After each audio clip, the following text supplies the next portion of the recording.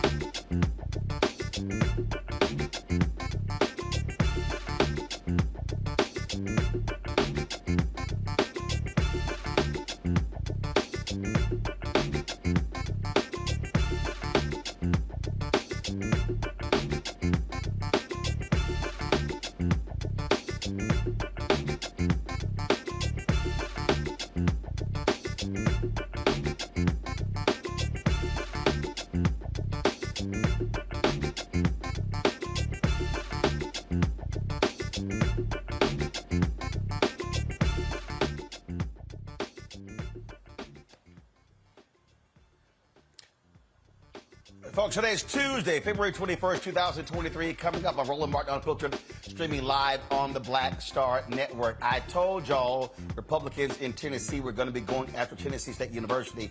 We'll talk to a state official, state representative, wrote a letter quashing these concerns regarding a state takeover Tennessee State. But what's going on in Tennessee and that HBCU? We'll talk about it.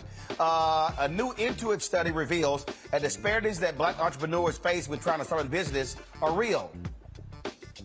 No shit, really? We knew that. We'll talk with a business expert about their survey. The Supreme Court heard arguments dealing with Google over their responsibility when it comes to harmful videos. We'll talk to a digital expert with regards to that very issue. Plus, a Nevada police officer was captured on cell phone video slamming a high school student to the ground and pinning him underneath his knee. We'll be joined by the ACLU of Nevada regarding this particular issue. Plus, in our marketplace segment, one-man solution to make home ownership a reality for folks in Atlanta after building the nation's first black-owned micro home community. Will explain exactly what that is. And plus, a white woman acts a fool when a black man is shoveling snow on a sidewalk. She literally shovels it back on the sidewalk. Really? It's time to bring the funk. I'm Roland Martin Unfiltered on the Black Star Network. Let's go. He's got it. Whatever the miss, he's on it. Whatever it is, he's got the scoop, the fact, the find. And when it breaks, he's right on time and it's rolling. Best believe he's knowing. Putting it down from sports to news to politics. With entertainment just for kicks, he's rolling. It's on Go Roll Roll, y'all. It's Roland Martin, yeah. Rolling with Roland now. He's funky, he's fresh, he's real, the best, you know he's Roland Martin now.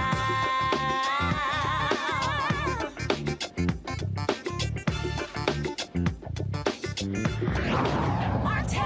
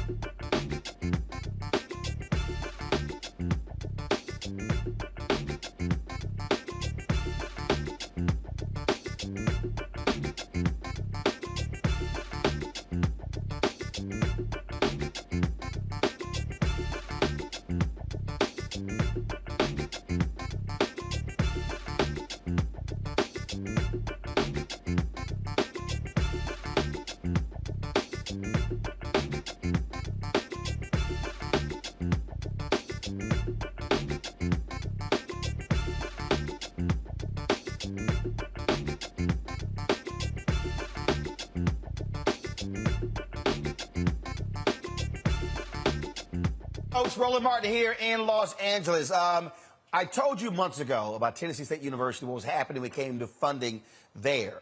One of the issues that the state determined, they were owed some more than $500 million.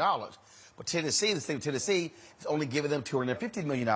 But also there are some restrictions as to how they can actually spend the money.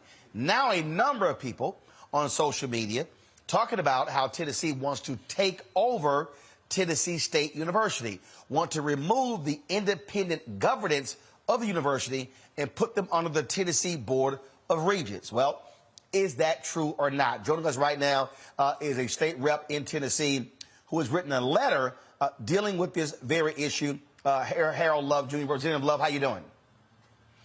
Doing well. Thank you for having me on the show. Okay, so let's walk through this here. Is the state of Tennessee trying to remove the independent governance of Tennessee State and move them under the Tennessee Board of Regents? No, the Board of Regents was the former governing system for Tennessee State University and other universities in Tennessee. And at one point, we passed what's called the Focus Act, which allowed every university to then have its own Board of Trustees. That Board of Trustees is appointed by the governor and confirmed by the legislature. So this has been, again, I'm sorry, go ahead.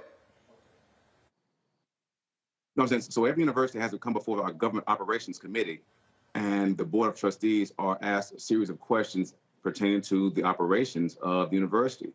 So Tennessee State was supposed to come up last summer because their board is supposed to automatically sunset in 2023 if something's not done, as every university is always given a chance to, again, have their board to come before the Government Operations Committee and list out what they've done to help that particular university operate.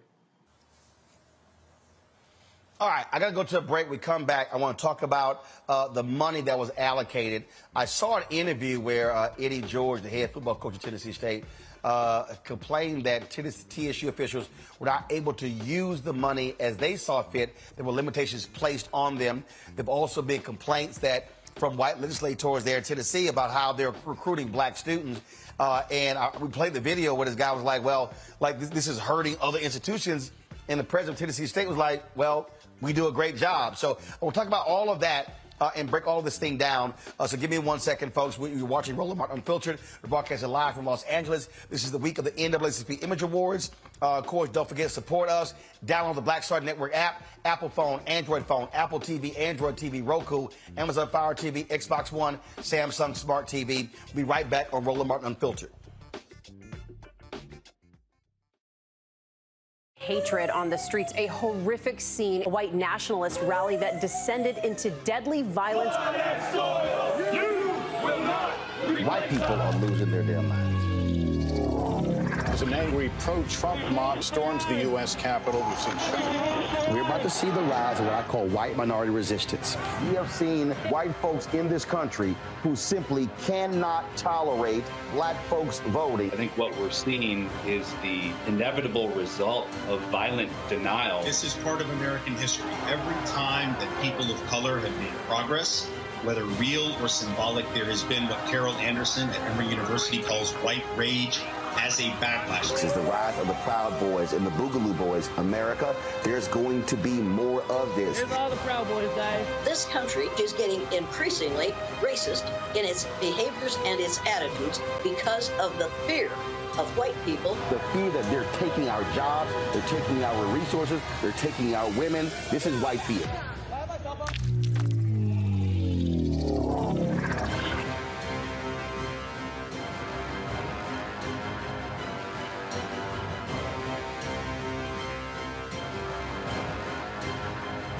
On a next, A Balanced Life with me, Dr. Jackie, a relationship that we have to have. We're often afraid of it and don't like to talk about it. That's right, we're talking about our relationship with money. And here's the thing, our relationship with money oftentimes determines whether we have it or not. The truth is you cannot change what you will not acknowledge. Balancing your relationship with your pocketbook. That's next on A Balanced Life with me, Dr. Jackie, here at Black Star Network. Hi, I'm Vivian Green. Hey everybody, this is your man Fred Hammond, and you're watching Roland Martin, my man, Unfiltered.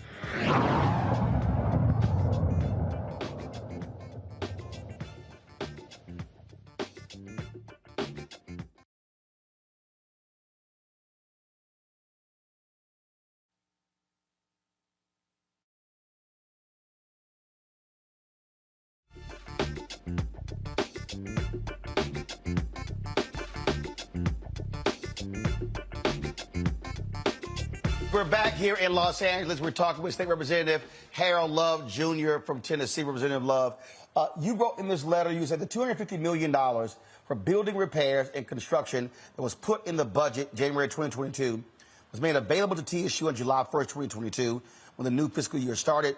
An additional $92 million was approved before July 1st, 2022, for two new buildings, $60 million for engineering and $32 million for agriculture. And so we've heard different folks say, oh, TSU is getting the money, but they can't use it the way they see fit. Explain that. So in Tennessee State's case, a lot of people thought that the money should have been able to be used for building dormitories. And in Tennessee, the legislature does not allocate money for what we call revenue-generating buildings. That would be dormitories, that would be also stadiums. And so Tennessee State's money that was allocated was to improve the infrastructure on campus, to repair the education and administration buildings. And that's the limitation that's placed on that.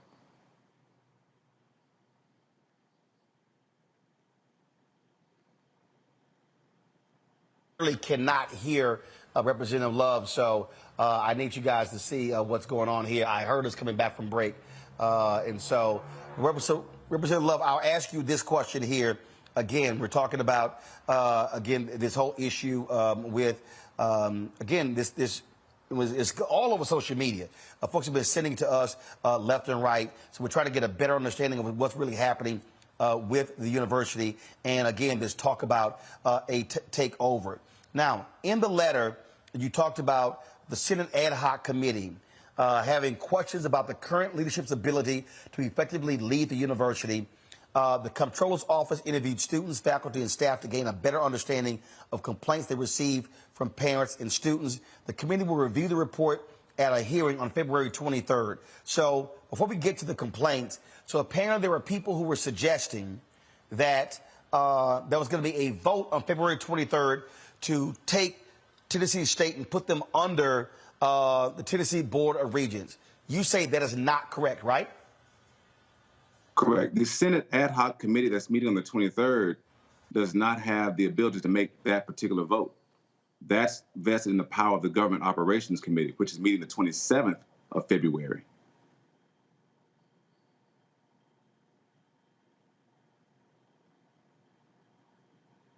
Representative Love, I'll ask you this here as well. So let's talk about these complaints, all right, and the questioning of the leadership. Look, there are always complaints. One of the issues that Tennessee State has dealt with is that the rapid increase in enrollment had a housing issue. So we're talking about these complaints. What are you hearing? Are people suggesting that Dr. Glenda Glover should not be president?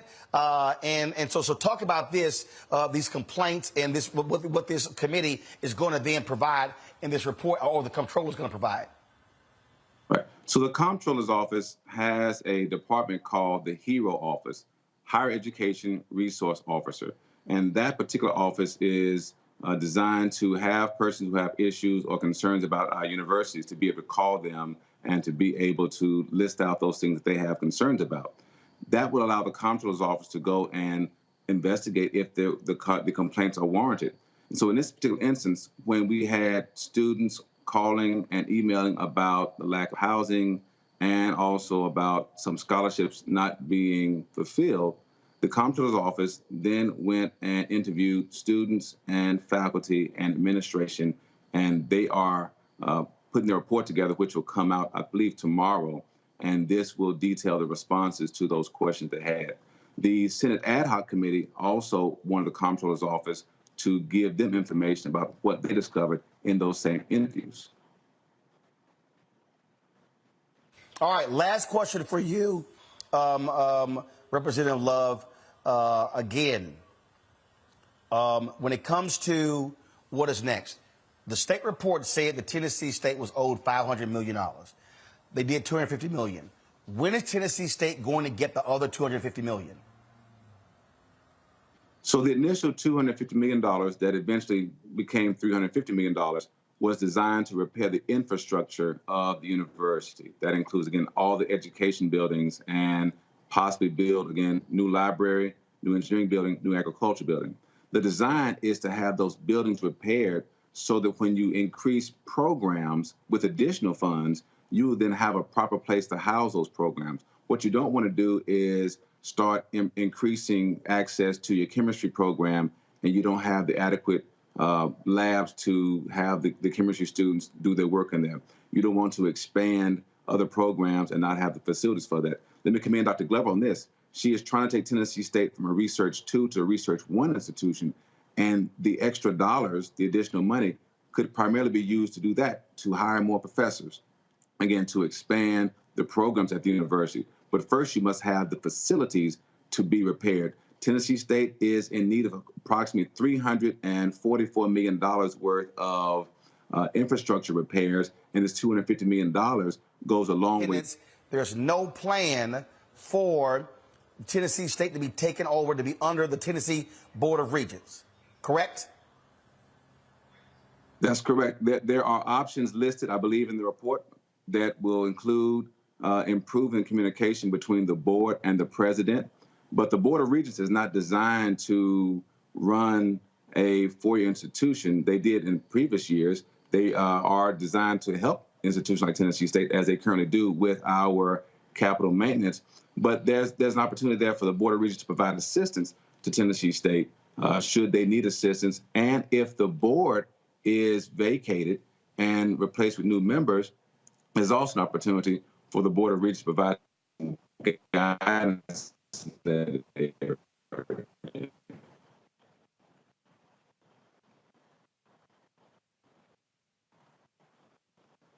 Representative Love, I appreciate you joining us on the show to give us the breakdown of what's happening at Tennessee State. Thank you so very much. Keep us abreast of what happens next with the university. Folks, one of the reasons why this is important is because of what we've seen with Prairie View A&M University. We also are seeing what's happening with Florida, with Governor Ron DeSantis and the whole issue of critical race theory, his complaining about woke, and the impact on HBCUs. And so whether we're talking about Tennessee State or Florida A&M or Prairie View A&M, there should be great concern among African Americans about our state HBCUs, our public HBCUs, having to be in these red states. You've got, and look, North Carolina, you got a Democratic governor, but you got a Republican legislature. In Tennessee, South Carolina, Georgia, Alabama, Mississippi, Texas, Florida. And so when we talk about our largest HBCUs, they are in these red states. And so it is incumbent upon us, and we talk about voting all the time. Folks, when you have these right-wing Republicans who are over these universities, the problem that we're going to have is they are going to be controlling the policy of these institutions. And that is of grave concern to all of us.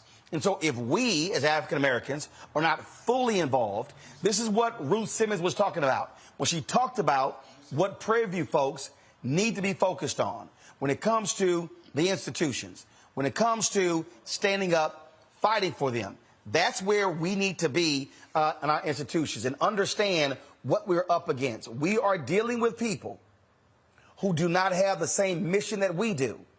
They control the purse strings. They control the dollars. They control all of those different things.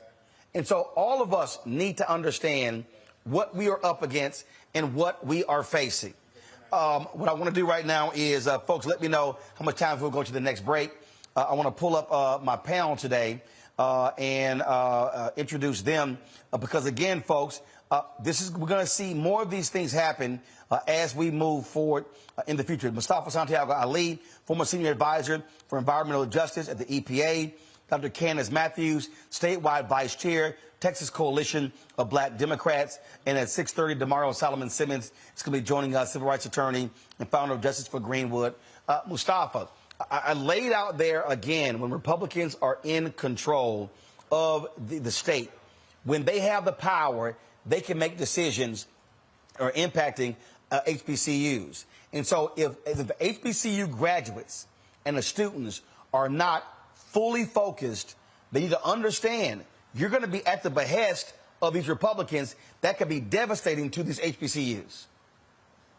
Most definitely. And it was interesting that Representative Love had shared about revenue generating buildings.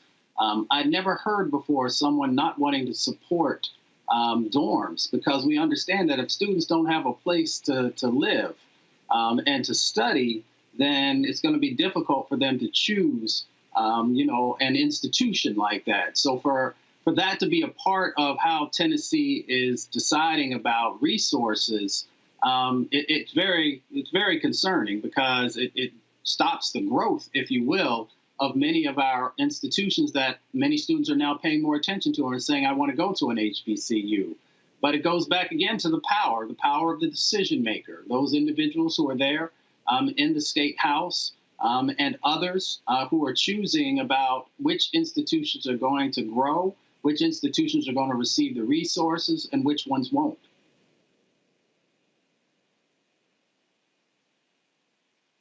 This, when we talk about, again, who controls, I talk all the times about leverage, influence, power. Those who control the purse strings, they have the power. We've got to, though, use our leverage and influence to put pressure on them, let them know, you screw our HBCUs, you're screwing with black people.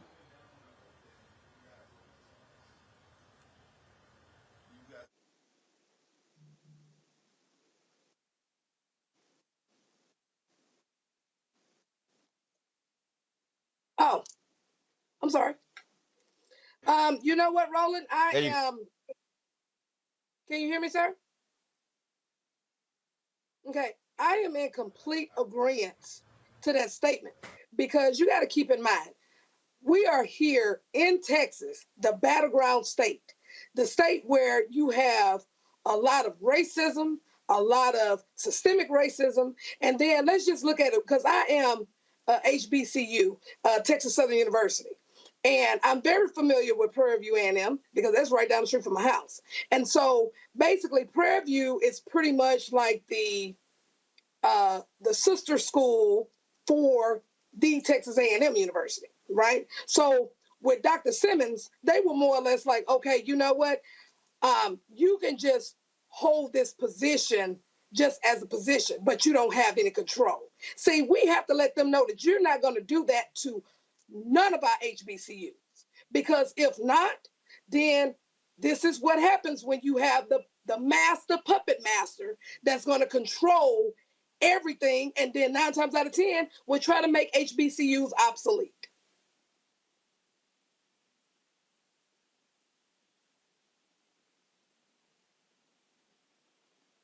Quickly before I go to break,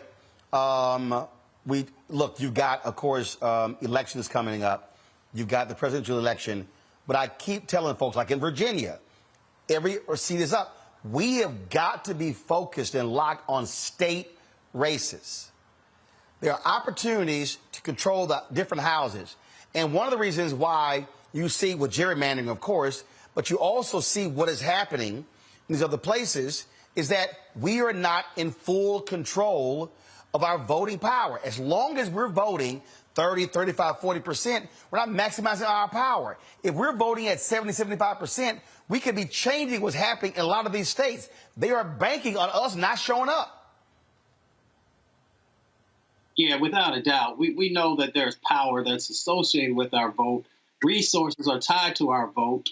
And in the conversation we're having here now about the supporting of our academic institutions. So you got to get engaged. You got to hold people accountable. When people are on the campaign trail, you should be raising the questions to them about where do you stand on support for HBCUs, and actually hear what they have to say and then hold them accountable, both Democrats and Republicans and independents, if that's what's going on in your respective states.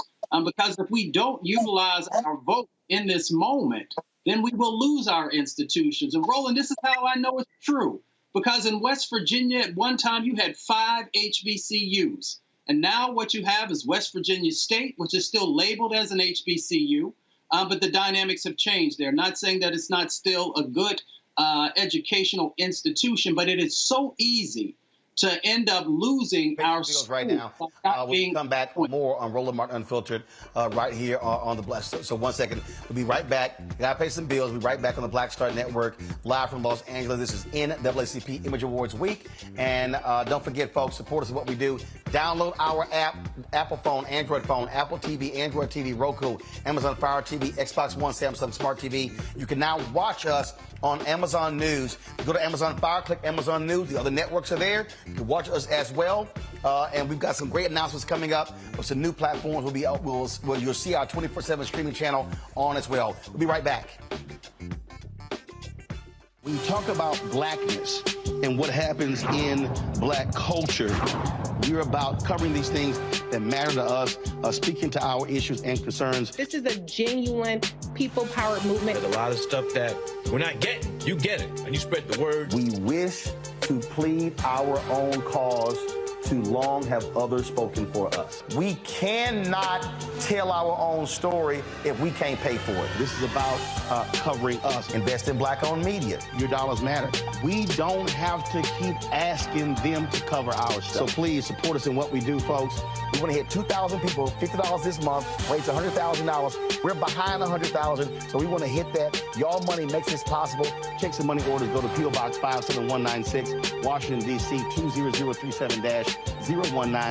The Cash App is $RM Unfiltered. PayPal is R Martin Unfiltered. Venmo is RM Unfiltered. Zelle is Roland at RolandSMartin.com.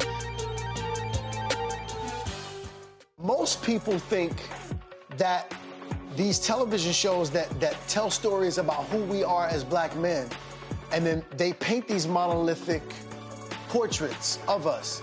They think that they're being painted by white people. And I gotta tell you, there are a whole bunch of black folk that are the creators, the head writers, the directors of all of these shows, and that are still painting us as monoliths. The people don't really want to have this conversation. No, they don't.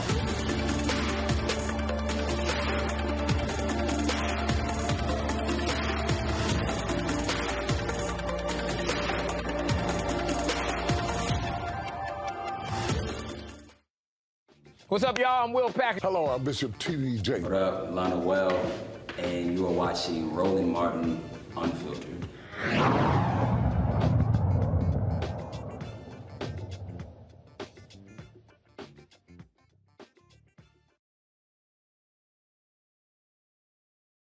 Music.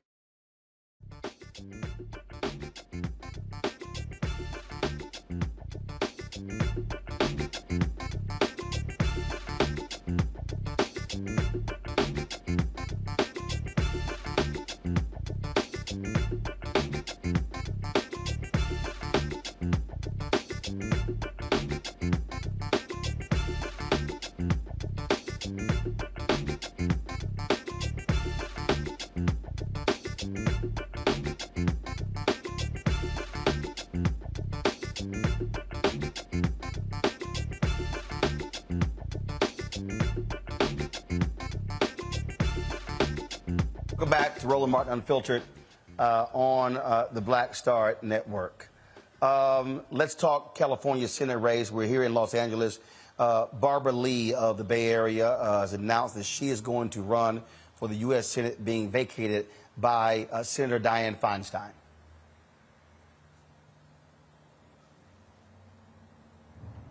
No one is rolling out the welcome mat, especially for someone like me.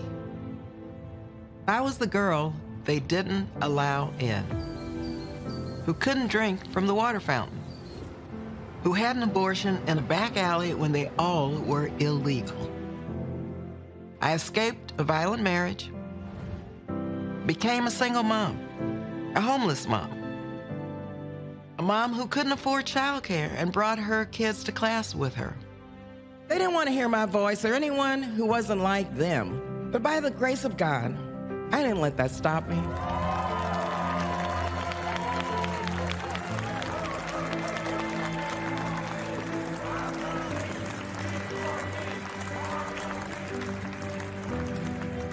To do nothing has never been an option for me.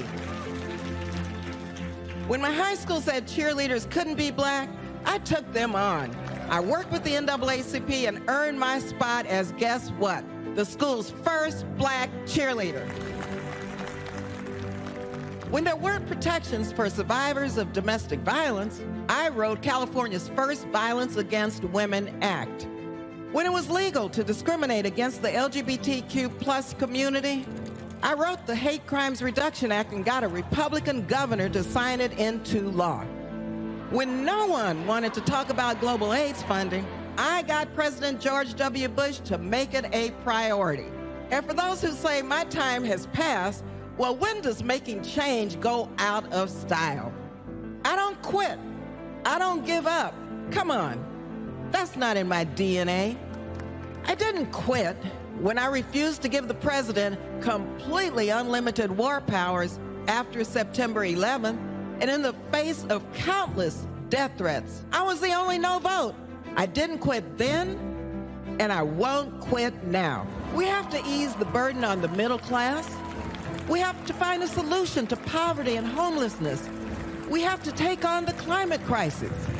And we have to stop these MAGA extremists who think they can control people's bodies and dismantle our democracy. And even though there are no African-American women in the United States Senate, we won't let that stop us either. Because when you stand on the side of justice, you don't quit if they don't give you a seat at the table. You bring a folding chair for everyone, and they're here to stay.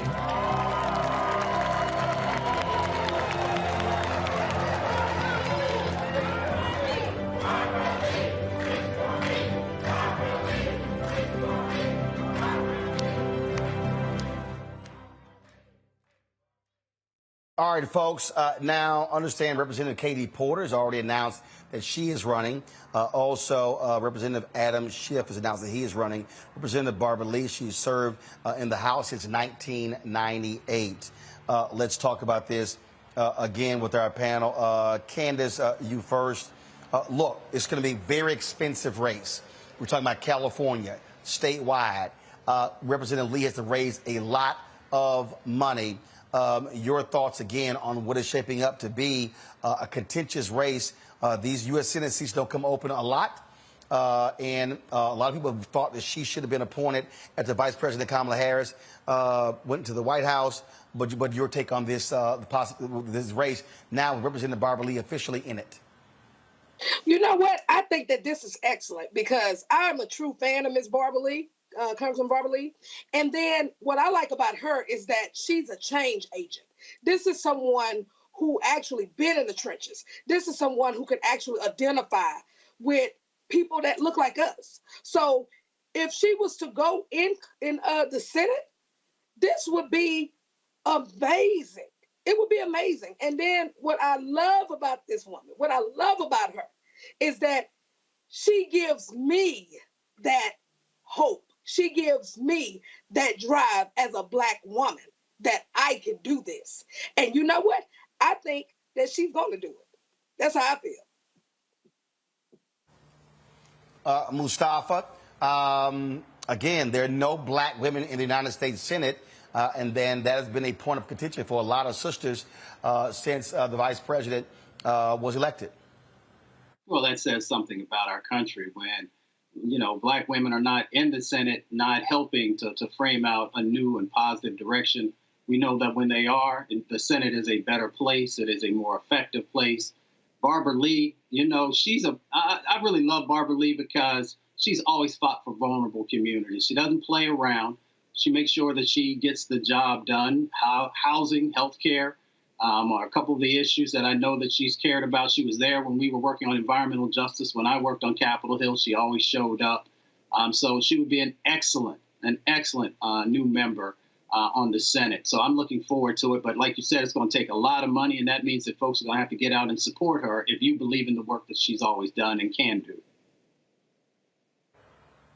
Candace, one of the things that we've heard from African Americans who run statewide is they don't get enough financial support from the Democratic Party apparatus from these various PACs. Again, that is going to be an issue because, again, it's going to be an expensive primary, and that's what it boils down to. And to run statewide in California, you got to have a lot of money to run on a lot of expensive TV markets? Well, you know what? That's exactly how it is in Texas as well. So basically, you have to get behind the person who you want your democracy to represent. So in so many words, she's got to have a war chest. And she's going to have donors. She's going to have those PACs. So if California wants her to represent them in the Senate, they got to get together and they got to make this money, because that's what's going to win elections. And this is a very expensive race, because we see it all the time here in Texas. That right there, Mustafa, again, money, money, money. And so Democrats will be duking it out. But it's interesting, though, how do you see this race in terms of, okay, who you're appealing to? And so who can out progressives? Well, nobody's going to out-progress Barbara Lee. She's always been out there on the front lines on some of the most important issues. I remember when she stood up, against us going to war. When the other folks kind of got some pressure and shrunk to the background, if you will. But when we're talking about money, Barbara Lee going to make sure that both the barbershops and the beauty salons and those folks are actually activated and are out supporting her. But we also got a whole lot of folks there in that big industry that we call Hollywood, who are also going to have to make some decisions. So if you say that you want to support the changes that are necessary in our country, then those actors and actresses and producers and editors, then you're going to have to make sure that you're also putting your dollars where your words are. So that's another pot of money that folks will be vying for. And, she should be one of the top candidates that folks are wanting to support in a financial way.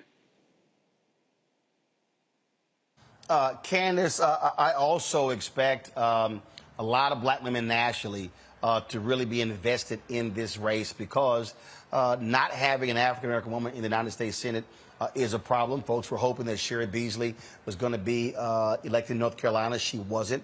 And so a lot of hopes are going to be placed on Barbara Lee securing the nomination for the Democratic nomination to go to the general election. Right, and you're absolutely right about that, because you got to keep in mind, this here is a very serious position that we need another African-American woman in that Senate. So they have to strategize, they have to be able to galvanize, and then at the end of the day, it boils down to, you have to have the war chest. You have to have it, because if not, then it's going to be an issue. And then by her being in California, just like Brother said, you have all of these actors, celebrities, and things like that. So you need to get behind her. You need to put your money as to what you want your democracy to look like. And that's my take on it. Absolutely. And so I think, folks, what we are seeing is going to be a very, very, very difficult race. Of course, Senator Barbara Lee, she had tweeted, "Today, I'm proud to announce my candidacy for U.S. Senate. I've never backed down from doing what's right, and I never will. Californians deserve a strong, progressive leader who has delivered a real change." And so, like I said, she currently serves on the U.S. House Budget and Appropriations Committee. That's always important when you talk about states. It's always about who has the money and who can access the money. And so that's what's happening there. All right, folks. Lot more news to talk about. We're going to discuss this Intuit study dealing with black businesses. Also talk about a Supreme Court hearing case dealing with Google as well. So a lot to unpack. Don't forget to support us in what we do. Join our Bring the Funk fan club. Every dollar you give goes to support what we do. Check in money order. Go to P.O. Box 57196, Washington, D.C. 20037-0196. Cash App, $RM Unfiltered. PayPal, R Martin Unfiltered. Venmo is RM Unfiltered. Zelle, RolandSMartin.com. RolandMartinUnfiltered.com. Don't forget to get a copy of my book, White Fear, How the Browning of America is Making White Folks Lose Their Minds. Available at all bookstores. Download a copy on Audible as well. We'll be right back. Next on Get Wealthy with me, Deborah Owens, America's Wealth Coach. Listen to this. Women of color are starting 90% of the businesses in this country. That's the good news. The bad news, as a rule, we're not making nearly as much as everyone else. But joining us on the next Get Wealthy episode is Betty Hines. She's a business strategist, and she's showing women how to elevate other women. I don't like to say this openly, but we're getting better at it. Women struggle with collaborating with each other. And for that reason, one of the things that I demonstrate in the sessions that I have is that you can go further together if you collaborate. That's right here on Get Wealthy, only on Black Star Network. Next on the Black Table with me, Greg Carr. An hour of living history with Dr. Richard Mariba Kelsey, thinker, builder, author, and one of the most important and impactful elders in the African American community. He reflects on his full and rich life and shares his incomparable wisdom about our past, present, and future. African genius is saying that my uncle was a genius, my brother was a genius, my neighbor was a genius. I think we ought to drill that in ourselves and move ahead rather than believing that I got it. That's next on the Black Table, here on the Black Star Network. We're all impacted by the culture, whether we know it or not. From politics to music and entertainment, it's a huge part of our lives, and we're going to talk about it every day right here on The Culture with me, Faraji Muhammad, only on the Black Star Network.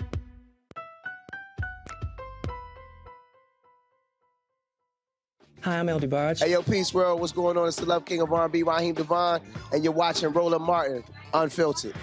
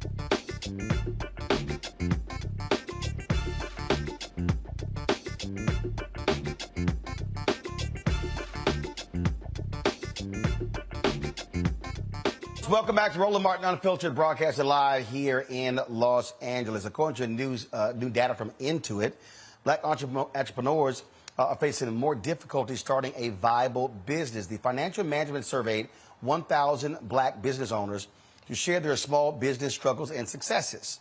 The survey revealed, on average, it costs approximately $21,000 to start a business, compared to $16,000 bucks. 57% said.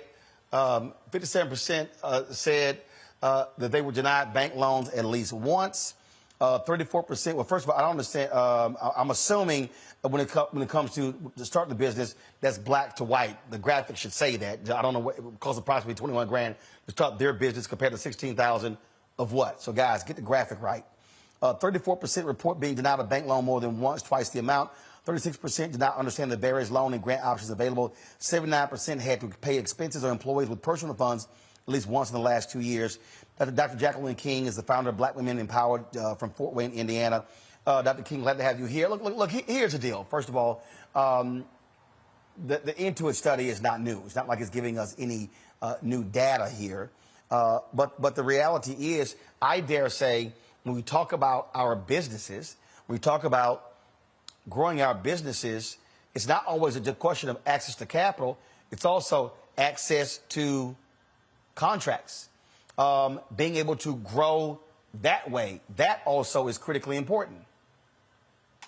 Absolutely, you're correct. And you know, First of all, I want to say congratulations to Barbara Lee. That's amazing news. But yeah, so even down to the ARPA funds, which I'm sure you're familiar with, that, I mean, when you go there and it's supposed to be for unprivileged communities or low-income communities, but the local cities are doing what they want to with the money. A lot, I'm hearing it. I have a Linda Gray who works with me in my nonprofit. She's hearing it over and over, and the funds are just not coming to the people who it's supposed to be for. So it's not just the bank loans. This is the way the local communities are governing as well. So if we're talking about, and I think you see efforts in Congress trying to make some changes to that, and look, what has to happen is the pressure has to be put on these banks because, again, when we're locked out of contracts and we're locked out of resources, you can't grow, you can't build, you have no capacity. That is absolutely. So we can unify. That's the biggest thing. And I love what I heard someone say just a few minutes ago. I think it was you, collaboration. If we don't come together and make decisions as a group, we're not going to patronize your bank because you don't give money to the Black communities. We're never gonna overcome this obstacle.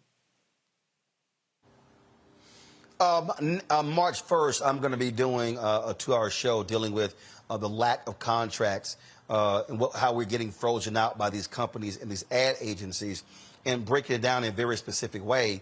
And that's what it boils down to. I was talking to somebody and I said, look, our business, we're profitable. We're in the black. I'm not trying to run out and raise investor money or I don't want a bank loan because we can pay our bills. What we need are contracts. And so what's happening is we're in a perfect position, but we get screwed by these folks. And that's also what's happening. When we're frozen out of the deal flow, then we're not able to truly grow. So even when you create a successful Black-owned business, if you're not getting the contracts, you can't go anywhere. Do you know, I found out when I was a commissioner in North Carolina that the way these contracts happen in many cases is that it's if I can just be real, we're unfiltered. A white man will get his wife, who is now a minority, a woman, and a minority-owned business. He will put the business in her name so she can get the contract and compete with the Black woman, the Black man. But that's how they do it. They go backdoor. And so, yeah, we got to come up with other solutions to get the money and the contracts.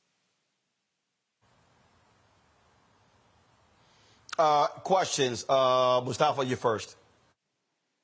Yeah, well, my question is, how do you think the best way for us to educate our communities on these sets of hurdles and then also bringing forward how folks have been able to navigate them and to be able to move in a positive direction?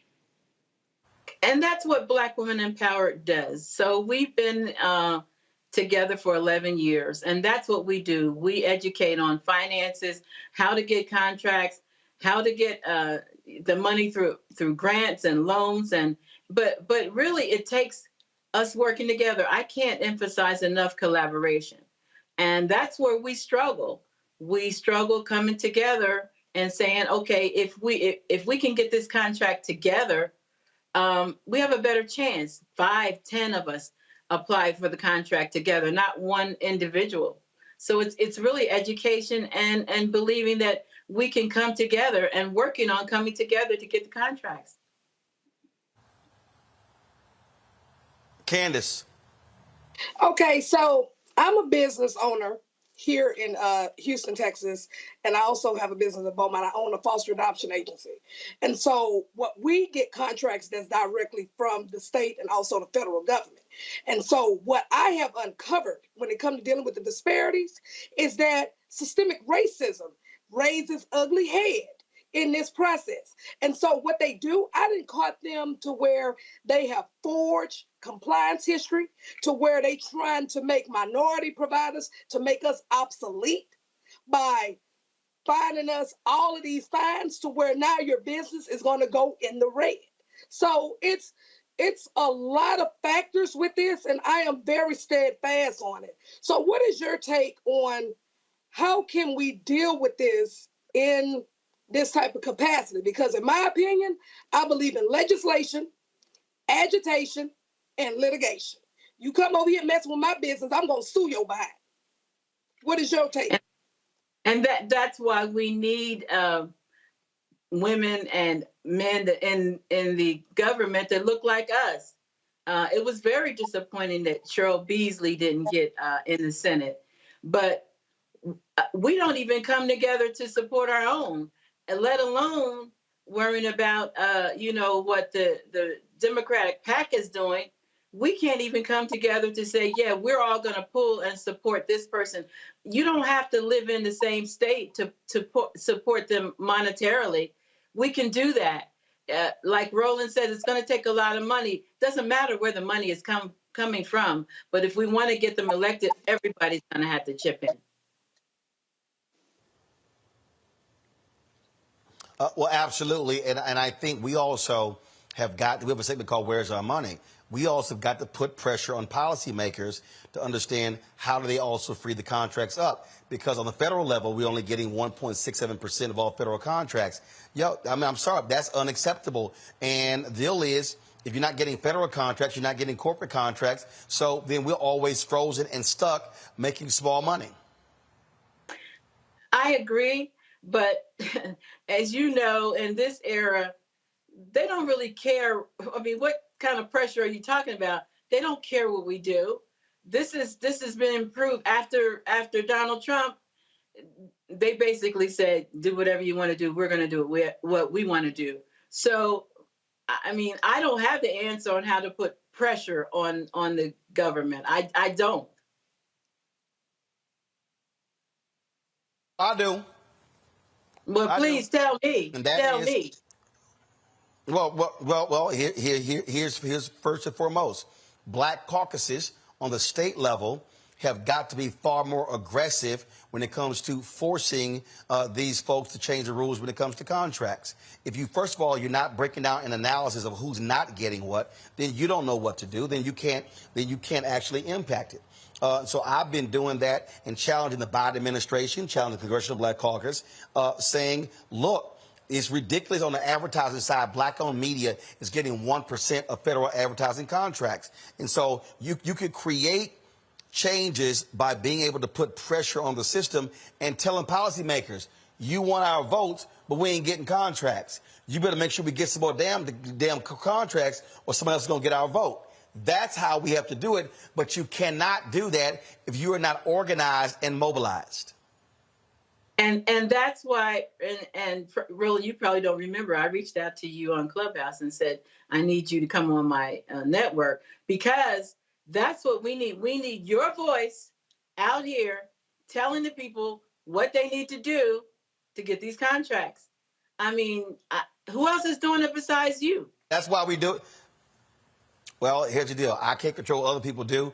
That's why I built this show, built this network, and why we do it. And so that's how I talk about it and keep pushing it. But again, it's real easy to say, oh, man, good, let's start a business. But that's part of the problem. We have a bunch of small businesses with one employee. We need bigger capacity. That's what we need. Dr. King, we appreciate it. Thanks a lot. Thank you for having me. All right, folks, got to go to a break. We'll be right back. Roland Martin Unfiltered, the Black Star Network. Don't forget on YouTube, hit the like button you're watching. Hit the share button on Facebook. Same thing on the Black Star Network app. And again, folks, support us in what we do. Download the app, Apple phone, Android phone, Apple TV, Android TV, Roku, Amazon Fire TV, Xbox One, Samsung Smart TV. And then, of course, you can also support us by joining our Bring the Funk fan club. Say, check your money orders. P.O. Box 57196, Washington, D.C. 20037-0196. Cash App, $RM Unfiltered. PayPal, Martin Unfiltered. Venmo is RM Unfiltered. Zelle, Roland at RolandSMartin.com. Roland at RolandMartinUnfiltered.com. We'll be right back. Hatred on the streets, a horrific scene, a white nationalist rally that descended into deadly violence. White people are losing their damn minds. As an angry pro-Trump mob storms the U.S. Capitol, we've seen We're about to see the rise of what I call white minority resistance. We have seen white folks in this country who simply cannot tolerate black folks voting. I think what we're seeing is the inevitable result of violent denial. This is part of American history. Every time that people of color have made progress, whether real or symbolic, there has been what Carol Anderson at Emory University calls white rage as a backlash. This is the rise of the Proud Boys and the Boogaloo Boys. America, there's going to be more of this. Here's all the Proud Boys, guys. This country is getting increasingly racist in its behaviors and its attitudes because of the fear of white people. The fear that they're taking our jobs, they're taking our resources, they're taking our women. This is white fear.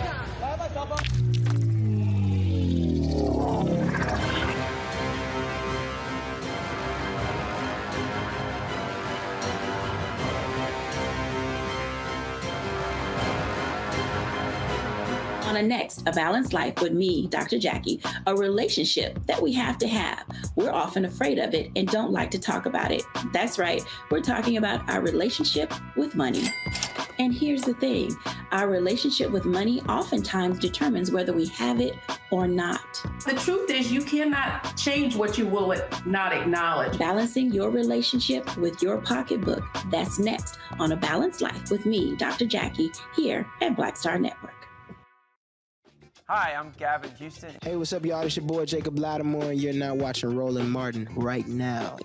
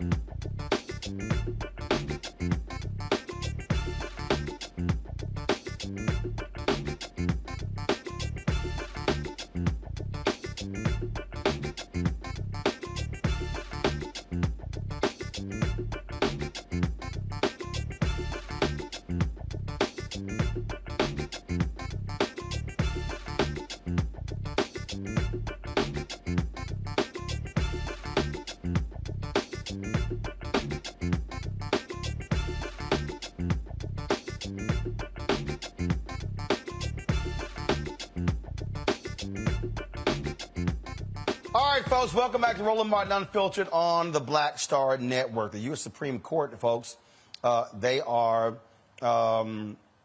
looking at a case dealing with Google, relates to content.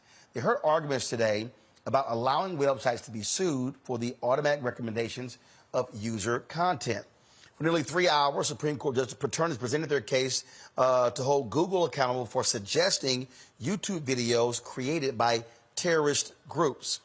The case stems from the death of Nohemi Gonzalez, an American college student killed in a terrorist attack in Paris. The family wants to sue Google, whose YouTube algorithms they blame for helping extremists spread their message and attract new recruits. Social analyst and diversity strategist Shireen Mitchell is here to break this thing down. So Shireen, okay, for the average black person out there, why does this matter? It matters because we're having this conversation about algorithms once again, right? Like, what are the algorithms doing? How does it impact our lives and the spaces in between? What is happening with these cases, and by the way, there are two cases. Google was today, Twitter is tomorrow, in reference to the way in which the algorithms present content to you. I think most people think that when they were given that suggestion to go on to other content, particularly on YouTube, that suggestion is about the fact that like Google is suggesting it to you. Google algorithms is presenting this additional content and allowing people to do horrific things based on what the content is that is being presented. In the case today, what's also being argued is actually Section 230. Section 230 is very complicated, but what Section 230 originally is about is that it gives immunity to the technology platforms if it's a third-party content being produced. So me, as a user, sharing content gives the platform immunity from what I share, and that if anyone needs to be responsible, it's me sharing it.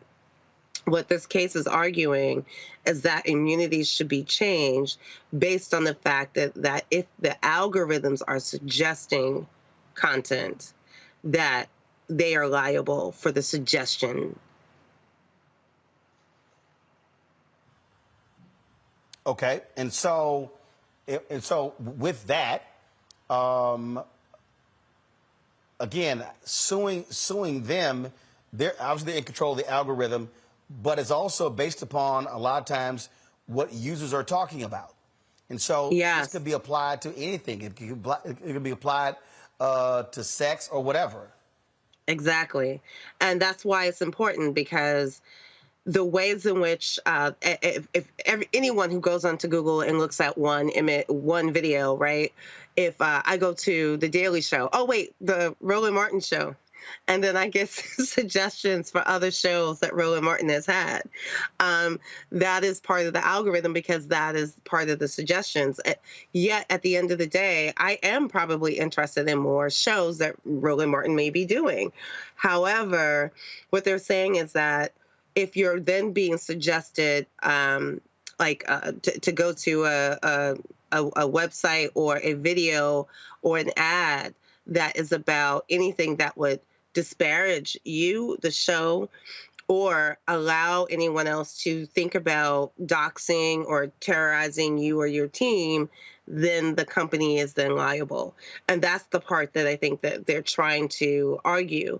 So the one today was in Paris, the one tomorrow was in Istanbul. And the challenge that they're arguing is, I am a third-party person if I share content, and those companies are completely absolved from anything.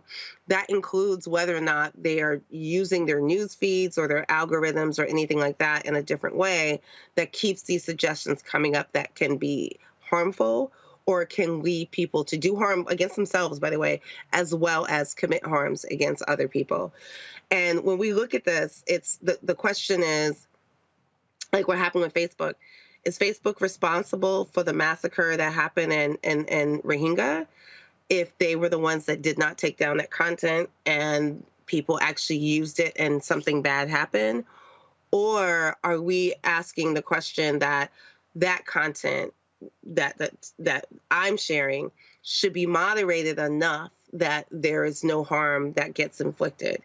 And I think it's the moderation part, it's the Section 230 part that I think we're dancing this really fine line about, because if Section 230 is removed and these companies are accused of participating in these harms, then we're actually talking about different liability suits. We're talking about different lawsuits.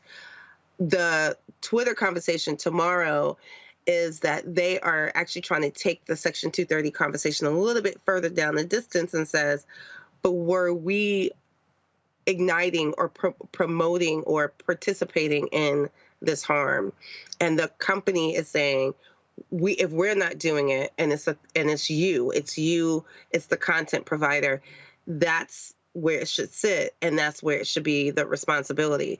But if we take the blame, if the tech companies now take the blame, they're worried about any possible lawsuits and other aspects. So today, I would say both sides of the justices kind of agree on how this line is being pushed a little bit too far.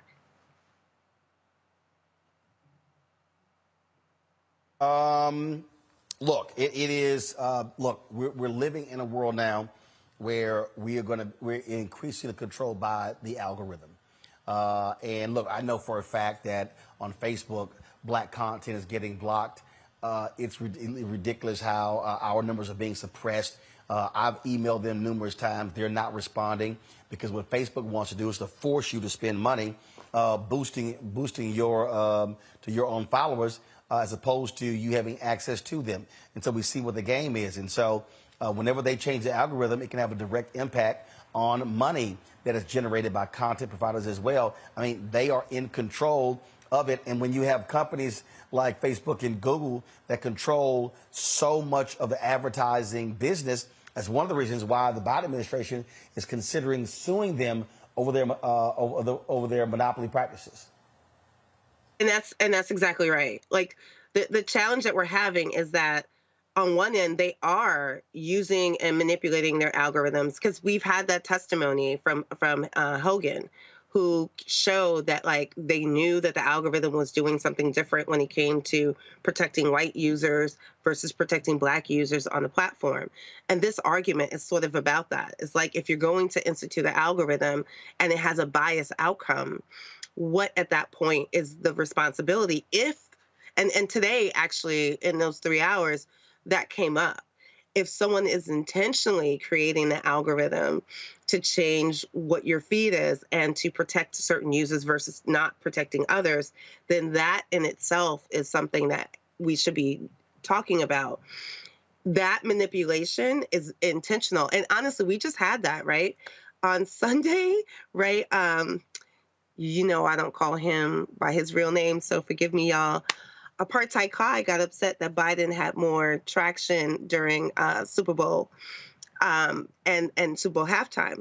So he pulled in his staff and someone created an algorithm so that his content was now dominant. That action is what these lawsuits should be about, is that if that is actually being done, then yes, then the platforms are liable for whatever happens. And the question now is, are we seeing that? Is that actually happening? Or are we dealing with the fact that like they're not doing enough of their own curation and their own monitoring of their terms of service to prevent from harmful things happening? Or are they creating algorithms that are biased and causing harm, but two, giving people more access or more platform than others, and then forcing people, like everyday people, to have to pay to have the same kind of boosting? Are they also removing groups? Like, because for example, my organization, we can't boost at all. Like we, if anything that we put out on Facebook has to go out through our general audience, because we can't even pay for boosting. And when you make decisions like that, that just says that there's some other issues that we need to be paying attention to, because that decision is being made by the organization, by the platform, not because of the content, but because they're making a decision about whether or not they even want that content out. All right, Shireen, we certainly appreciate it. Thanks so much for joining us. Thank you for having me. All right, folks, got to pay some bills. I'll be back on Roland Martin Unfiltered on the Black Star Network. Don't forget, support us by downloading our app, Apple phone, Android phone, Apple TV, Android TV, Roku, Amazon Fire TV, Xbox One, Samsung Smart TV. You can also support us by sending a check and money order, P.O. Box 57196, Washington, D.C., 20037-0196. Cash App, $RM Unfiltered. PayPal or Martin Unfiltered. Venmo is RM Unfiltered. Zelle is Roland@RolandSMartin.com, Roland@RolandMartinUnfiltered.com. And of course, you can get a copy of my book, White Fear, How the Browning of America is Making White Folks Lose Their Minds, available on all platforms, including on Audible. And don't forget, we're on Amazon News. You can watch us on Amazon Fire TV. Click Amazon News. If you want to hear our content, you get Alexa. Simply say, Alexa, play the Black Star Network. We'll be right back. Next on the Black Table with me, Greg Carr. An hour of living history with Dr. Richard Mariba Kelsey, thinker, builder, author, and one of the most important and impactful elders in the African American community. He reflects on his full and rich life and shares his incomparable wisdom about our past, present, and future. African genius is saying that my uncle was a genius, my brother was a genius, my neighbor was a genius. I think we ought to drill that in ourselves and move ahead rather than believing that I got it. That's next on The Black Table, here on the Black Star Network. When you talk about blackness and what happens in black culture, we're about covering these things that matter to us, speaking to our issues and concerns. This is a genuine people-powered movement. There's a lot of stuff that we're not getting. You get it, and you spread the word. We wish to plead our own cause. Too long have others spoken for us. We cannot tell our own story if we can't pay for it. This is about covering us. Invest in black-owned media. Your dollars matter. We don't have to keep asking them to cover our stuff. So please support us in what we do, folks. We want to hit 2,000 people, $50 this month, raise $100,000. We're behind 100,000, so we want to hit that. Y'all money makes this possible. Checks and money orders go to P.O. Box 57196, Washington, D.C. 20037-0196. The Cash App is $RM Unfiltered. PayPal is R Martin Unfiltered. Venmo is RM Unfiltered. Zelle is Roland at RolandSMartin.com. Hey, I'm Donnie Simpson. What's up? I'm Lance Gross, and you're watching Roland Martin Unfiltered.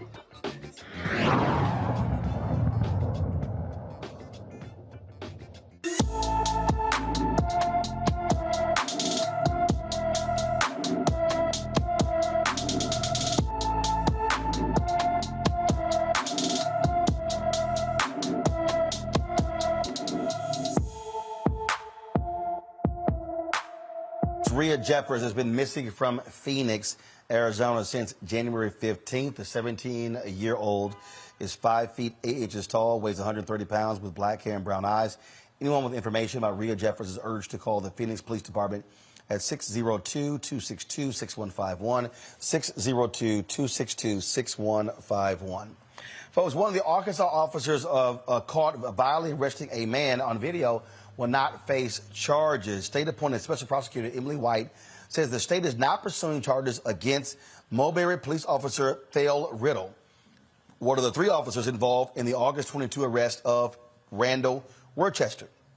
Riddle was back at work on the force as of February 17th. The investigation into the incident remains ongoing. Former Crawford County Sheriff's deputies Levi White and Zach King are still on the investigation for slamming Worcester's head on the ground while restrained. The 2 deputies have been fired and charged with civil rights violations. Florida Governor Ron DeSantis on a political tour, folks, which stops in Pennsylvania, New York, and Illinois, basically his anti-crime tour. He headlined the event called Law and Order, Florida Leading the Way. Candidates for mayor denounces the visit, including Paul Vallis, who accepted the Chicago Fraternal Order of Police endorsement. Now, after leaving Illinois, DeSantis went to New York. New York City Mayor Eric Adams took shots at DeSantis, a special guest for a conservative law enforcement event. Adams offered to teach DeSantis some of the city's progressive values on Twitter. Let's go to my panel here. Look, the reality is here, DeMario. Ron DeSantis is going to try to make crime a major issue. This is about pushing the button of white fear. Always good to see everybody. Always, that's what white supremacists have always done. They've always tried to say crime and that something's wrong with us, and they have to bring out the police and the army and vicious vigilantes to keep us in line. So there's no question about it. But Ron DeSantis is a smarter guy than Trump. He has but he has less charisma than Trump. So it's going to be interesting to see how he gets outside of Florida and how his message plays, even though we know white supremacy and white domination always plays well to, unfortunately, the majority of the white population. Mustafa, the thing here is, again, we see what's going on, and they believe, we can ride this into the White House based upon what happened in the 2022 midterm elections. Yeah, this is Ron DeSantis's White House tour. That's what he should call it, a pre-White House tour. You know, it's really interesting. Ron DeSantis didn't say anything about the folks who were breaking the law on January the 6th. He didn't say anything when President Trump was breaking the law with consistency around the clock. And there are a number of other examples of where his voice has been silent. But whenever he can highlight what, he thinks is black or brown folks, then he jumps all over that. So we know who he is. He's shown us who he is. And folks in Florida and across the country should pay attention. As Mario said, he is someone who may end up being the Republican candidate for president. So pay attention, get engaged, and speak out and push back against this foolishness that he continues to try and propagate. And Candace, look, Democrats are going to have to learn how to properly respond and not run out of fear. Mm-hmm. But you know what, Roland, let me tell you what this jackleg white supremacist over here is doing. He is doing nothing but going straight out of the Ronald Reagan playbook. That's exactly what he's doing. Because just like how you brought about the white fear, right? That's exactly what Ronald Reagan did, and that is exactly what Donald Trump did by bestowing fear in these white supremacists. You understand what I'm saying? And so when you do that, then this is what you get. This guy is one of the ones that's waging war on our cultural education. This is somebody that's waging war on our wokeness. This is somebody that is very dangerous, that don't need to be in the White House. He need to be in the doggone psychiatric hospital. Let's talk about Georgia, where a panel has recommended there are a number of people be indicted in the election fraud case. They have been looking at Donald Trump and so many others. A report was released detailing what should be done. And again, this special grand jury, Mustafa, has recommended a number of folks be prosecuted. The forewoman, Emily Cole, told the New York Times that it is not a short list of people who should be charged with crimes. Your thoughts? Well, we've known, you just have to put the facts together to sort of highlight these individuals who have been doing all kinds of nefarious things around democracy. And now, folks are pulling it forward. People are going to be held accountable, and we'll see how it all plays out. But they love to try and, put a spotlight on somebody who voted who may not have known if they were allowed to. But these are individuals who have made conscious efforts in this space to really to hurt or destroy democracy. But they're not as concerned about democracy as they are their power. And what they're really trying to do is hold on to power, hold on to resources, and they understand that that is tied to the vote. So they get exactly what's coming to them for the things that they've done in the past. The thing here, Candace, when we look at this here, I mean, look, it's going to come down to DA Fannie Willis. She's going to make the decision. And at some point, one of these DAs is going to have some guts and go after Donald Trump. Merrick Garland hasn't done it so far. The DA in Manhattan hasn't done it. The man continues to get away scot-free, never held accountable. But you know what? And that's done by design. See, this is what is important when we say the statement, election has consequences. Because when you turn around and you put people in office, you need people that's going to be in office that's not going to be afraid to make the tough decisions, that's going to put people over politics. You understand what I'm saying? And that's not what we get here. And so in my position is this: if you tamper with my democracy, you do the crime, you do the time. And if you have all the facts, you have everything to show exactly this is what this person doing. Well, DA, what's your problem? Put them charges and let's get on with this. What you think, Roland? DeMario, somebody has to have some courage to lead. Otherwise, listen, the man knows no bottom.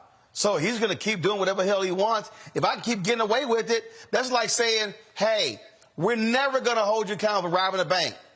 A bank robber going to keep robbing. Yeah. I wish my sister Candace was there in one of these DA offices. I like her. I like you, Candace. Listen, it's very dangerous because the more that this goes on month after month, that people are not held accountable, it makes them more powerful, more emboldened, and it makes us all less safe. We all know that there are black people doing 10, 20, 30 life sentences for 0.1% of what people like Donald Trump and even other individuals like Lindsey Graham and other elected officials like Marjorie Taylor Greene, who actually participated not just in trying to steal votes, but the January 6th, the insurrection. And so each time this is punted down the line, it actually makes those individuals more powerful, more emboldened, and more dangerous. So I'm hoping that the DA down there in Atlanta, black woman, and many times black women have come and done way more for this country than they ever should have based upon how black women have been treated. So hopefully this black woman will fall in line in that tremendous line of black women who have saved and done the right thing when others would not do it.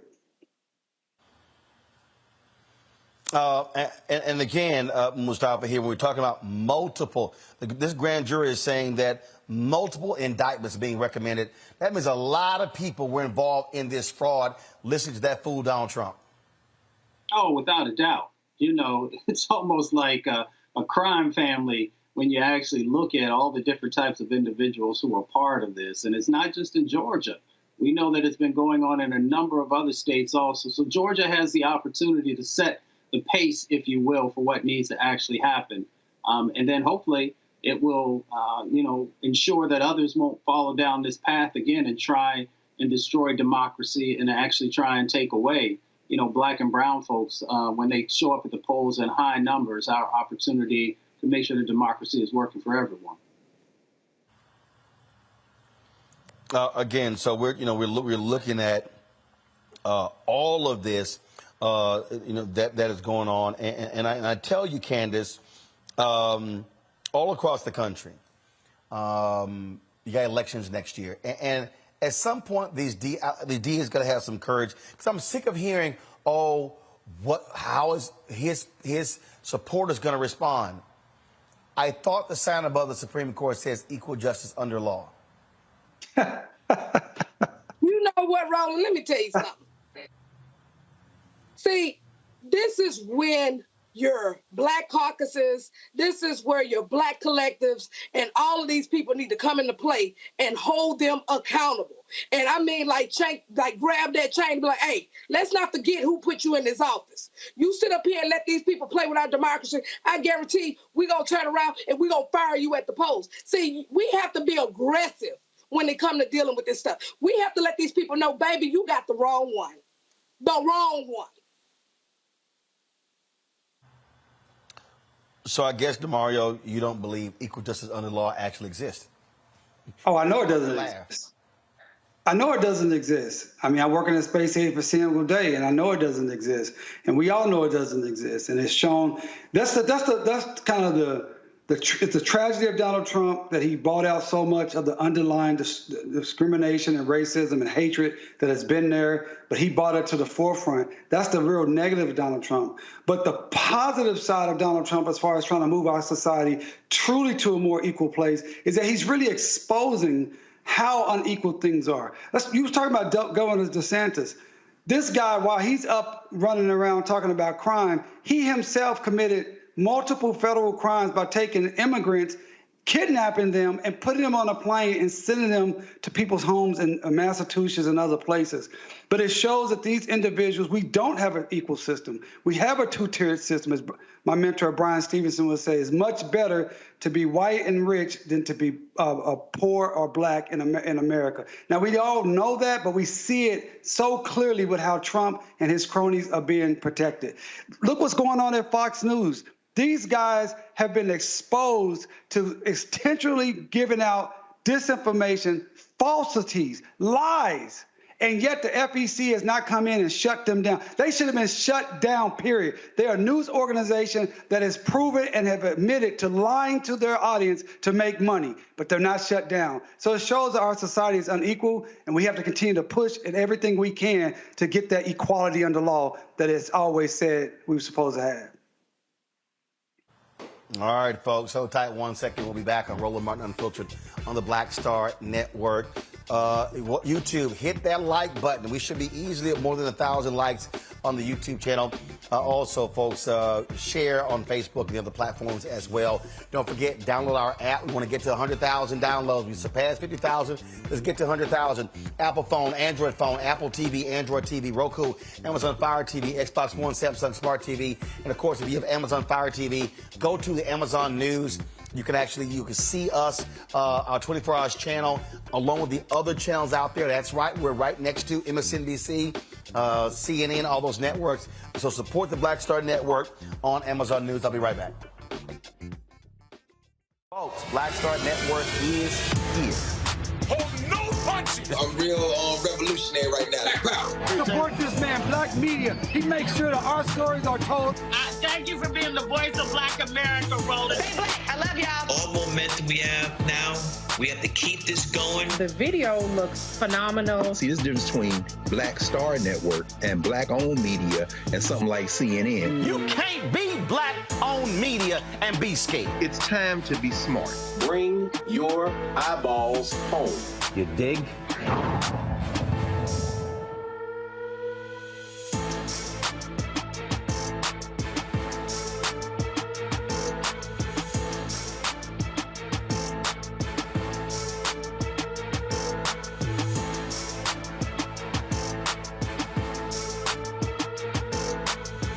Next on Get Wealthy with me, Deborah Owens, America's Wealth Coach. Listen to this. Women of color are starting 90% of the businesses in this country.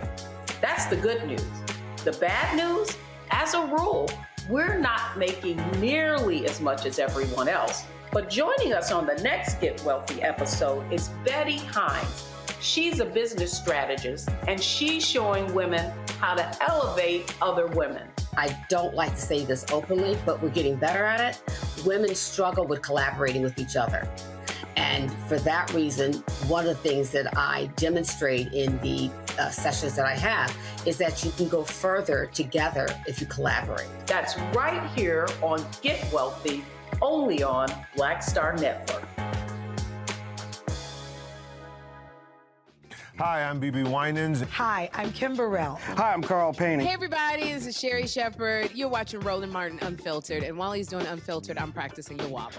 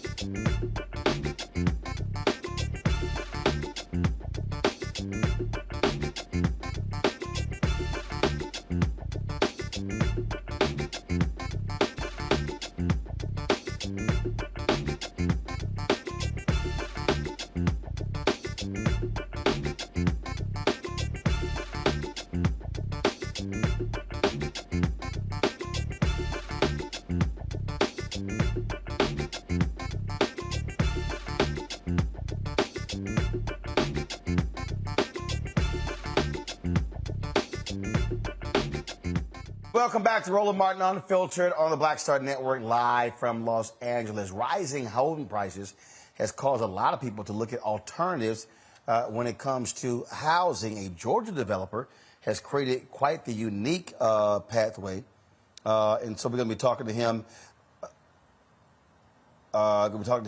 In a second about the issue of micro home communities. I really want to know what the hell that means. But first, let's talk about what's happening. That's going to be in our marketplace segment. Let's talk about what's happening in Nevada, where a video of a Nevada police officer slamming a student for recording police has gone viral. A Clark County School District police officer was captured on cell phone video slamming a Durango High School student to the ground and pinning him underneath his knee. This took place on February 9th when officers arrived to investigate a firearm report near the school. Roll it.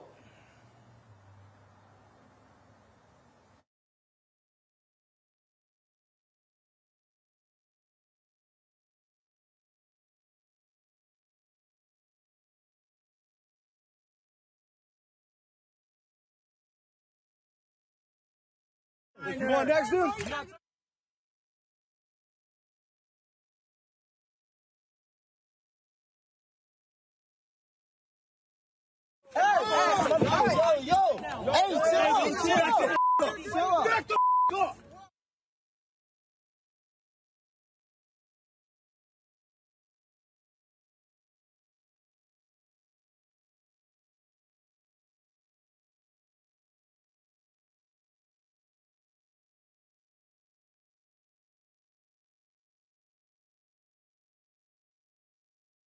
I heard it a little bit right there.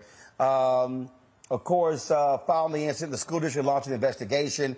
Clark County Superintendent called for a complete review of the police department's use of force policy. Joining us now is Athar Hasebullah, I hope I'm pronouncing that correctly, Executive Director of the ACLU in Nevada. They've been quite vocal about this incident and holding the officers accountable. So, Athar, I'm trying to understand here. Were these officers that were in the school or officers that arrived at the school? Did it happen at a school or was it near a school, this so-called firearm report near the school? Hey, thanks for having us on, Frat. Alpha Phi Alpha all day. But this incident specifically happened outside of a school. And in Nevada, we have school police. So we have separate police departments here. One of the police departments that exists in Clark County is the Clark County School District's police department. So CCSD police, they have jurisdiction over certain elements related to incidents in school. This whole entire notion of a firearm is what the district put out afterwards. I think it was done to clean up. We still have no idea what they're talking about.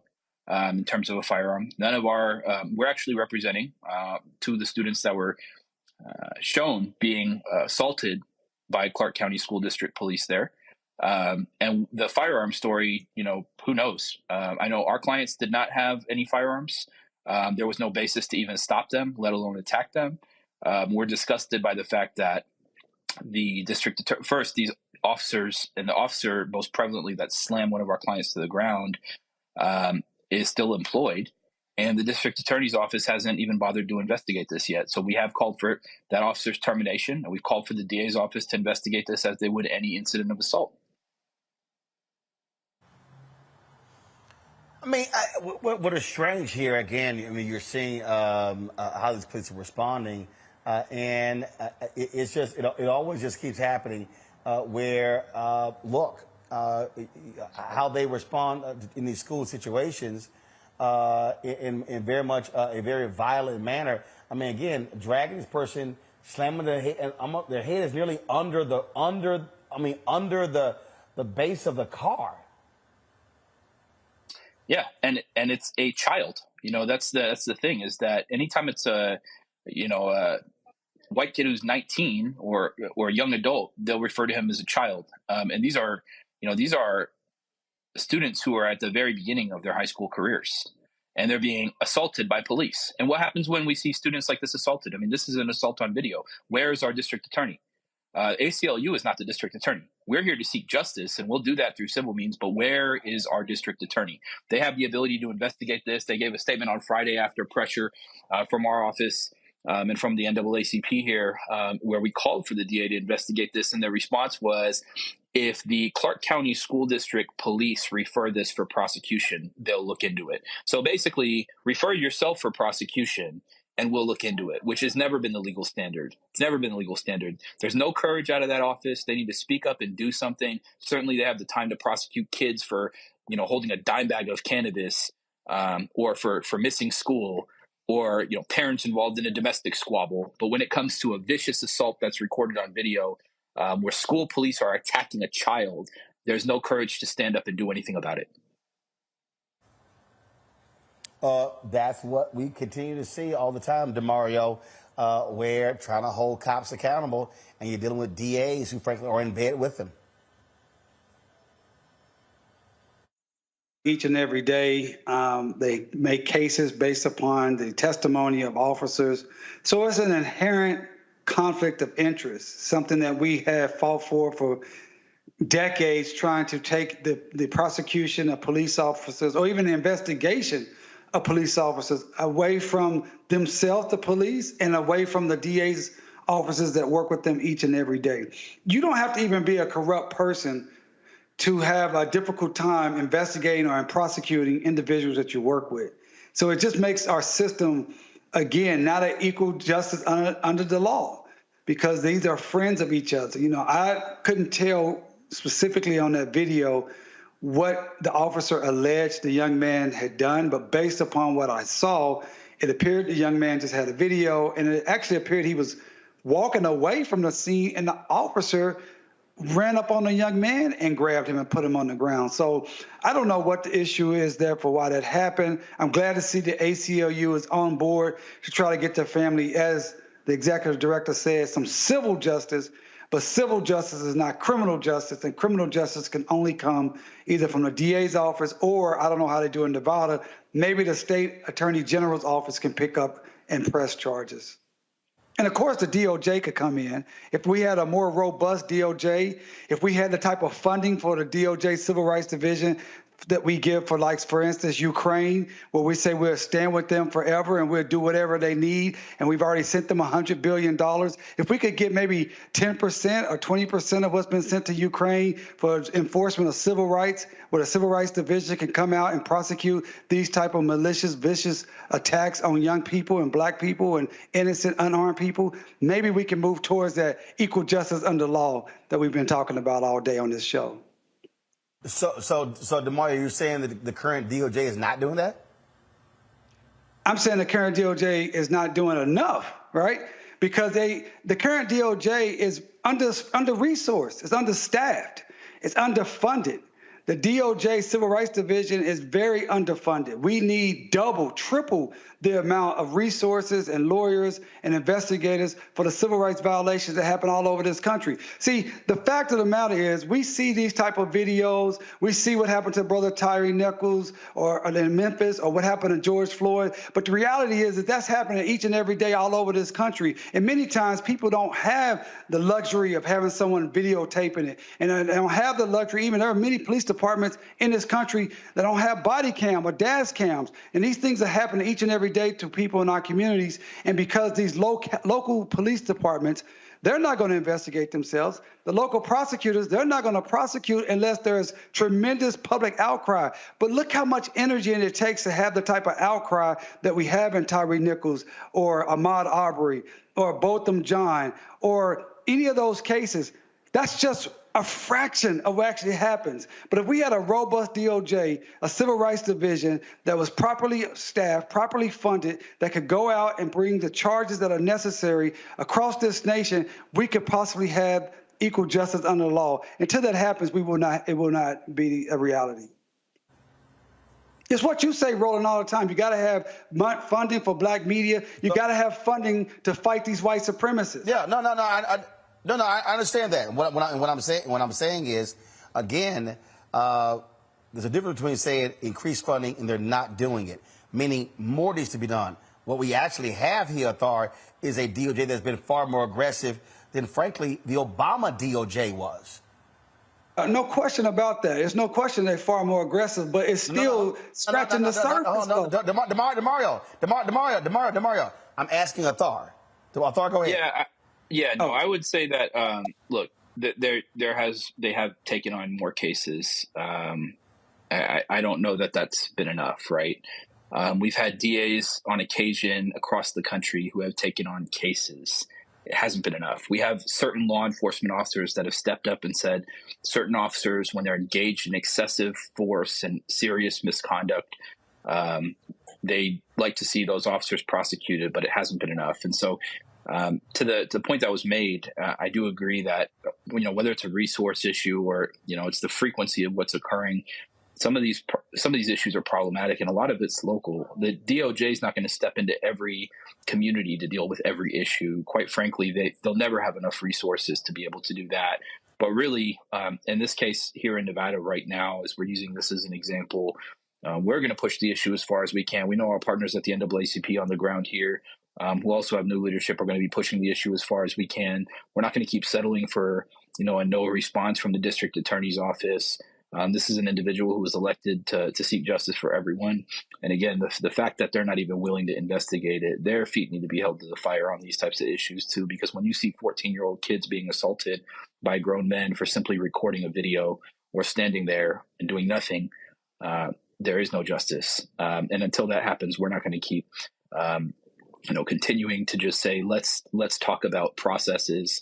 Too often that's been the request. We're demanding solutions right now, where we have specific demands. This officer needs to be terminated. And the longer they're waiting to terminating, we're going to keep seeking potentially additional clients to pursue this and open up this further. They have the ability to handle this matter in-house. But again, they're afraid of their unions. And I'll call out the police unions for this, because they do this time and time again. They continue to cape for bad officers engaged in misconduct, and it denigrates and destroys the rest of the field. And then they come and say, you can't paint us all with a bad picture. But when you're not even willing to stand up to the worst of the worst, what you just saw on a video like this, it makes it hard to take them credibly when they're making or taking a position surrounding accountability or surrounding justice and treatment of really anybody. So again, we're asking for specific demands and specific solutions here. I don't want to be included in their process. I can tell you what the process should be here for excessive force. Stop assaulting our black kids. It's pretty simple, but they're not doing it. So fire the officer and prosecute. All right. We surely appreciate it. Thanks a lot for coming on. Thank you. All right. Folks, I'll be right back. Roland Martin Unfiltered on the Black Star Network. When you talk about blackness and what happens in black culture, we're about covering these things that matter to us, speaking to our issues and concerns. This is a genuine people-powered movement. There's a lot of stuff that we're not getting. You get it, and you spread the word. We wish to plead our own cause. Too long have others spoken for us. We cannot tell our own story if we can't pay for it. This is about covering us. Invest in black-owned media. Your dollars matter. We don't have to keep asking them to cover our stuff. So please support us in what we do, folks. We want to hit 2,000 people, $50 this month, raise $100,000. We're behind 100,000, so we want to hit that. Y'all money makes this possible. Checks and money orders go to P.O. Box 57196, Washington, D.C. 20037-0196. The Cash App is $RM Unfiltered. PayPal is R Martin Unfiltered. Venmo is RM Unfiltered. Zelle is Roland@RolandSMartin.com. On a next, A Balanced Life with me, Dr. Jackie, a relationship that we have to have. We're often afraid of it and don't like to talk about it. That's right, we're talking about our relationship with money. And here's the thing, our relationship with money oftentimes determines whether we have it or not. The truth is you cannot change what you will not acknowledge. Balancing your relationship with your pocketbook. That's next on A Balanced Life with me, Dr. Jackie, here at Black Star Network. Pull up a chair, take your seat at the Black Table with me, Dr. Greg Carr, here on the Black Star Network. Every week, we'll take a deeper dive into the world we're living in. Join the conversation only on the Black Star Network. Hey, I'm Donnie Simpson. What's up? I'm Lance Gross, and you're watching Roland Martin Unfiltered.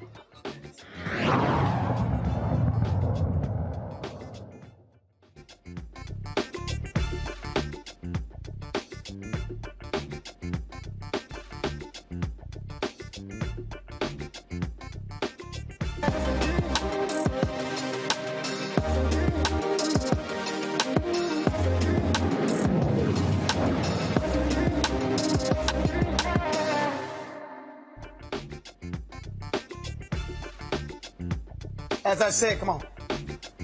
Said, folks, we're talking about this issue of housing and micro home ownership. Pretty interesting concept here. There's a community in Atlanta area called the Booker T. Washington. It's called the South Park Cottages. Atlanta's first black-owned micro home community. Joining us right now is the founder and CEO of Techie Homes, Inc. Of course, Booker T. Washington. So I'm trying to explain this to me. What's a micro home?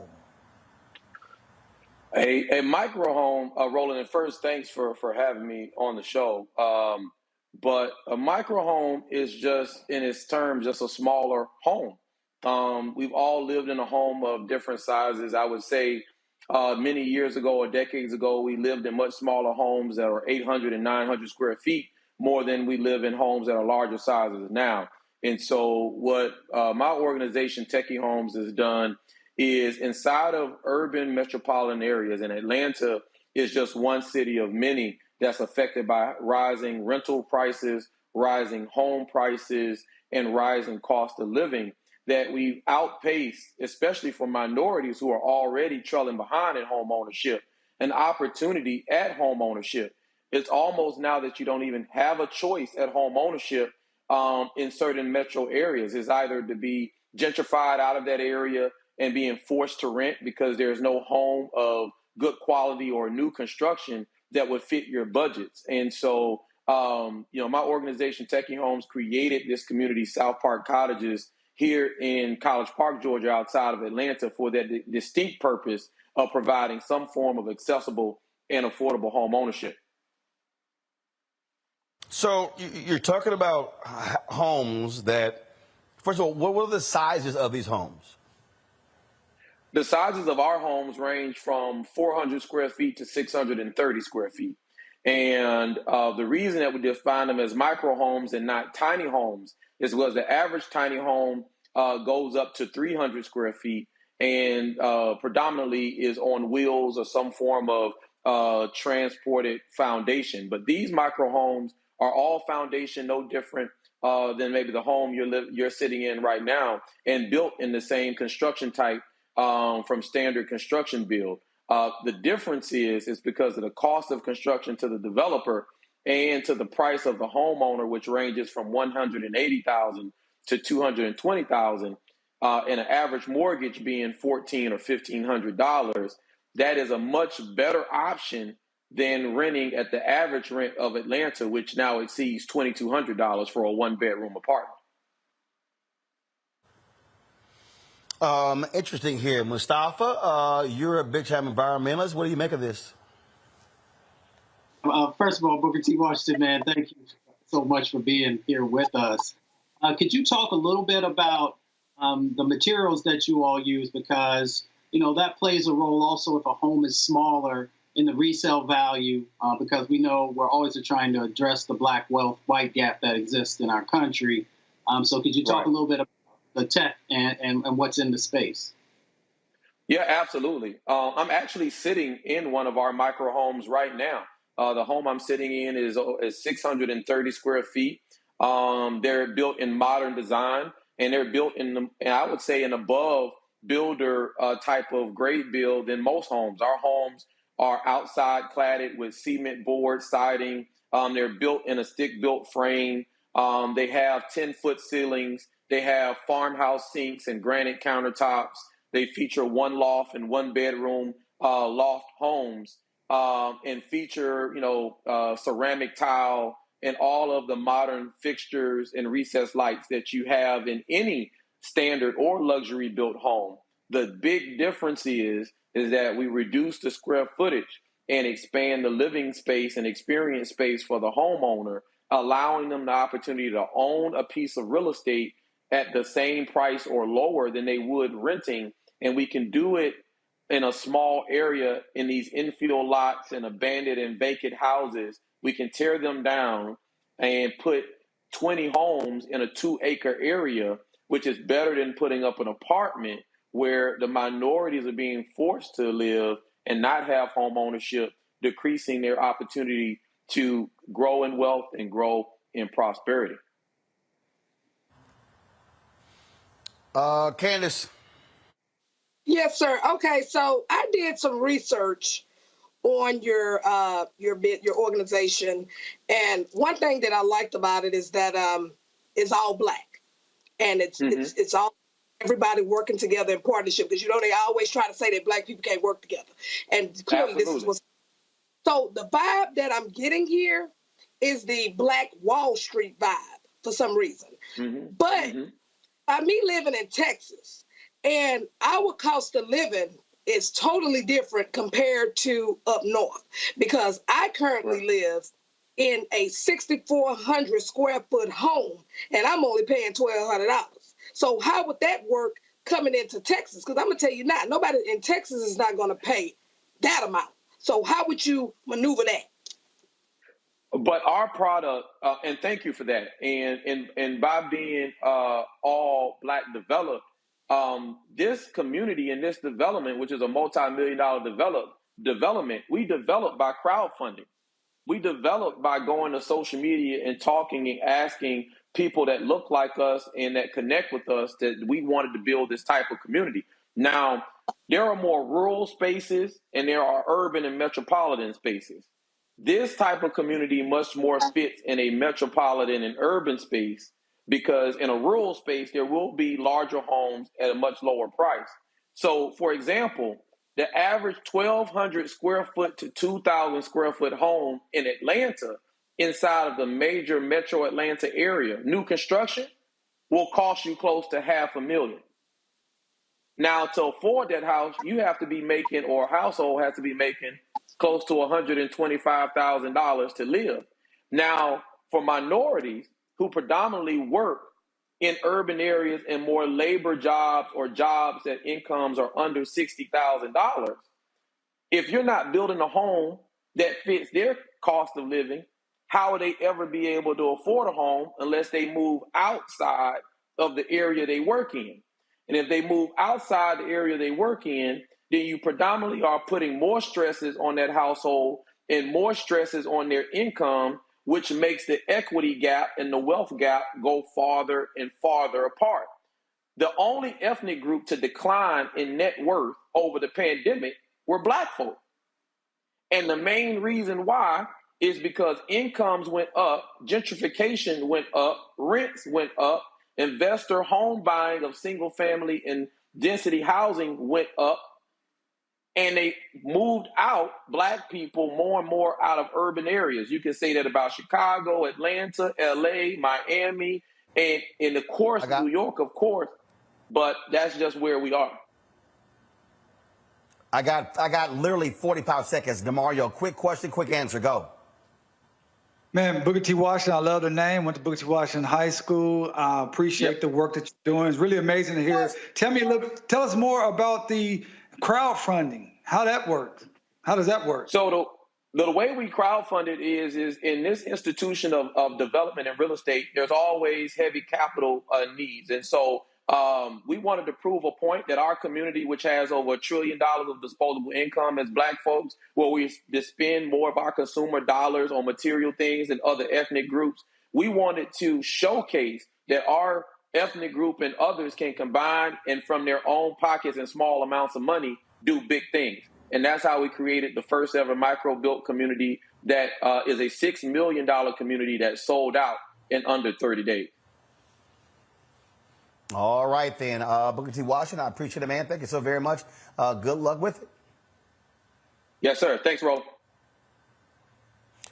DeMario, Candace, Mustafa, I surely appreciate it. Thank you so very much for y'all joining us on the panel today, folks. That is it for me. Don't forget, download our app, Apple phone, Android phone, Apple TV, Android TV, Roku, Amazon Fire TV, Xbox One, Samsung Smart TV, and of course, support us by joining our Bring the Funk fan club. Check your money orders. Go to P.O. Box 57196, Washington, D.C. 20037. You can also contribute via PayPal, Venmo, Cash App, or Zelle. Folks, I will see you tomorrow right here on Roland Martin Unfiltered on the Black Star Network. Holla! Folks, Black Star Network is here. Oh, no punches! I'm real revolutionary right now. Support this